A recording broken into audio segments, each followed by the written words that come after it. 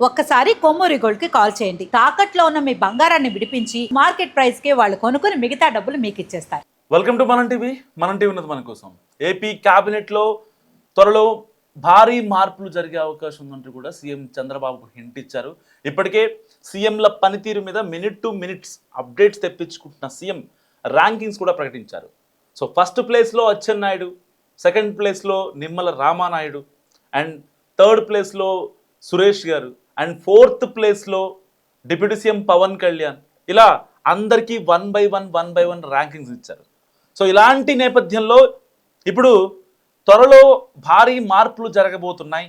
ఇప్పటికే 2 ఏళ్ళు పదవి ఏదైతే వాళ్ళు మంత్రులుగా ఉన్నారో, సో వాళ్ళ పనితీరును బట్టి ర్యాంకింగ్స్ ఇచ్చేసాం కాబట్టి ఎట్టి పరిస్థితుల్లో వాళ్ళల్లో మార్పులు చేర్పులు చేయాల్సిన అవసరం ఉందని సీఎం చంద్రబాబు నాయుడు గారు భావిస్తున్న పరిస్థితి. సో ఇలాంటి నేపథ్యంలో ఏపీ మంత్రివర్గంలో మార్పులు చేర్పులు తప్పవన్న ప్రచారం జోరుగా జరుగుతుంది. అది కూడా త్వరలోనే ఉంటుందని అంటున్నారు. అదే సమయంలో ఇప్పుడున్న మంత్రులకు సంబంధించిన ప్రోగ్రెస్ రిపోర్ట్స్ కూడా రెడీ అవుతున్నాయి. ఈ నివేదికల ప్రకారమే మార్పులు ఉండవచ్చని కూడా అంటున్నారు. నివేదికల్ని కూడా అదేదో ఆషామాషిగా కాకుండా మినిట్ టు మినిట్ మంత్రుల పనితీరును మానిటర్ చేస్తున్నారు. సో ఈ పరిశీలన సారాంశాన్ని బట్టి గ్రాఫ్ సిద్ధమవుతుందని కూడా చెబుతున్నాయి ప్రభుత్వ వర్గాలు. సీఎం చంద్రబాబు ప్రస్తుతం ఈ సబ్జెక్ట్ మీద ఎక్కువగా ఫోకస్ చేశారు.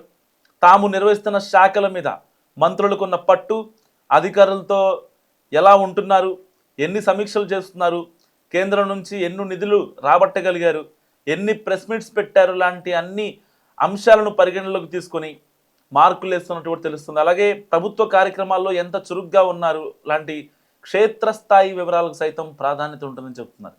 సో మంత్రులకు ప్రోగ్రెస్ కార్డులు ఇవ్వడం వరకు ఓకే, కానీ క్యాబినెట్లో మార్పులు చేర్పులకు అవే ప్రామాణికం, వాటిని కొలమానంగా తీసుకుంటున్నారన్న ప్రచారం మాత్రం చాలామంది మినిస్టర్స్కు నిద్ర పట్టకుండా చేస్తుంది. దానికి సంబంధించి చర్చలు ఇప్పటికే పీక్స్లో ఉన్నాయి.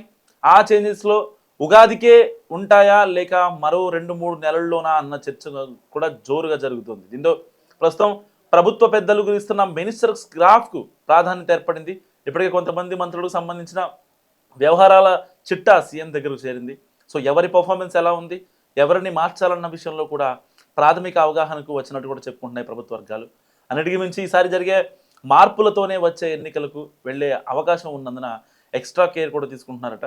సో ఇలాగే ఈసారి క్యాబినెట్లో ప్రత్యేకంగా లోకేష్ టీం ఉండేలా జాగ్రత్తలు తీసుకుంటున్నారు. అసలు అదే ఫస్ట్ ప్రయారిటీ అన్న మాటలు కూడా గట్టిగా వినిపిస్తున్నాయి. అండ్ మంత్రుల పర్ఫార్మెన్స్పై పూర్తి స్థాయి రిపోర్ట్ త్వరగా, కొత్తగా ఎవరికి అవకాశాలు ఇవ్వాలి, సో ఉన్న వాళ్ళలో ఎవరికి బాయ్ చెప్పాలన్న విషయంలో క్లారిటీ వస్తుంది. మొత్తానికి ఇప్పుడు సిద్ధమవుతున్న ప్రోగ్రెస్ కార్డ్స్తోనే మంత్రుల భవిష్యత్ ముడిపడి ఉందనే చర్చ బలంగా ఉంది కూటమి వర్గాల్లో. కనీసం 10 మంది మంత్రుల శాఖలను మార్చవచ్చనే ప్రచారం సైతం ఉంది. సో ఎలాంటి ఉరుములు మెరుపులు ఉంటాయో చూడాలి మరి. సో మార్పులు అంటూ జరిగితే హోమ్ మినిస్టర్ ఎవరికి ఇవ్వాలి, మీరేమనుకుంటున్నారు? మస్ట్గా కామెంట్ చేయండి.